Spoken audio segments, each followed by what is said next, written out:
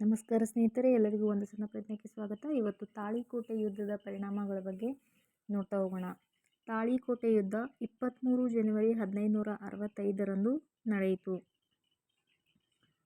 ತಾಳಿಕೋಟೆ ಯುದ್ಧದ ಪರಿಣಾಮಗಳು. ತಾಳಿಕೋಟೆ ಯುದ್ಧದಿಂದಾಗಿ ಉನ್ನತದಲ್ಲಿದ್ದ ಭಾರತದ ಕಟ್ಟಕಡೆಯ ಹಿಂದೂ ಸಾಮ್ರಾಜ್ಯವೊಂದು ಇಲ್ಲದಂತಾಯಿತು. ಮುಂದೆಯೂ ಸಹ ದಕ್ಷಿಣ ಭಾರತದಲ್ಲಿ ಅಂತಹ ಭವ್ಯ ಸಾಮ್ರಾಜ್ಯ ಮುಂದೆ ತಲೆ ಎತ್ತಲೇ ಇಲ್ಲ.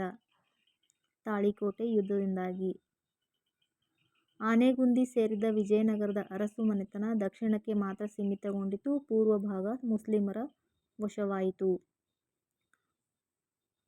ವಿಜಯನಗರ ಸಾಮ್ರಾಜ್ಯದ ಪತನ ನಂತರ ದಖ್ಖನ್ನಲ್ಲಿ ರಾಜಕೀಯ ಬದಲಾವಣೆಗಳು ಉಂಟಾದವು.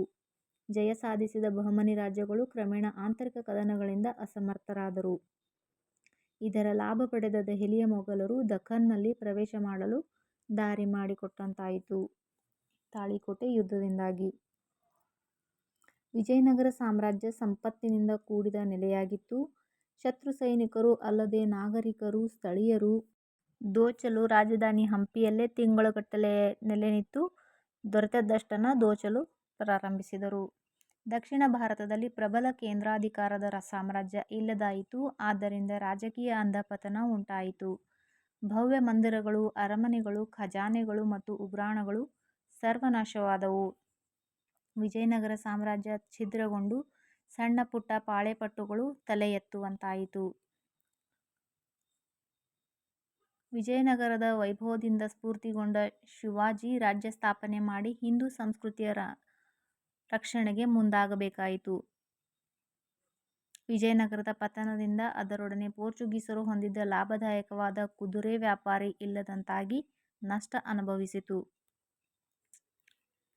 ಸುಮಾರು 250 ವರ್ಷಗಳ ಕಾಲ ಏಳಿಗೆಯಲ್ಲಿದ್ದು ಹಿಂದೂ ಸಂಸ್ಕೃತಿ ಹಾಗೂ ಧರ್ಮವನ್ನು ಸಂರಕ್ಷಿಸಿದ ನಗರ ಸಾಮ್ರಾಜ್ಯ 1565ರ ರಕ್ಕಸತಂಗಡಿ ಕದನದಲ್ಲಿ ಅನುಭವಿಸಿದ ಸೋಲಿನಿಂದಾಗಿ ಒಮ್ಮೆಲೇ ಹೇಳ ಹೆಸರಿಲ್ಲದಂತಾಯಿತು.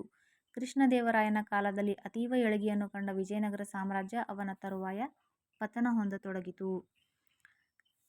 ಇದಕ್ಕೆ ಯಾವುದೇ ಒಬ್ಬ ವ್ಯಕ್ತಿಯೂ ಕಾರಣೀಭೂತನಾಗಲಾರ. ಒಟ್ಟಿನಲ್ಲಿ ಜನತೆಯಲ್ಲಿನ ನೈತಿಕ ಅಧಃಪತನ ಮತ್ತೆ ಪತಿಯ ಕಾರಣ, ಸಮರ್ಥ ನಾಯಕತ್ವದ ಕೊರತೆ, ತಂತ್ರಗಾರಿಕೆಯಲ್ಲಿ ಸರಿಗಟ್ಟಲಾರದ ಸೈನಿಕರ ನ್ಯೂನತೆ, ಈ ರೀತಿಯಾಗಿ ವಿಜಯನಗರ ಸಾಮ್ರಾಜ್ಯವು ಪತನ ಹೊಂದಿತು.